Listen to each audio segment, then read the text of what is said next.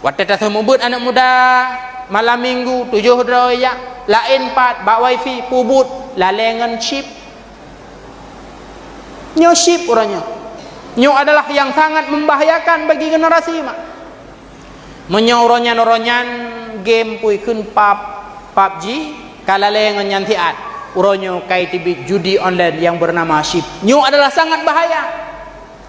Golomna sejarah tengku pemain judi jadi orang kaya golomna.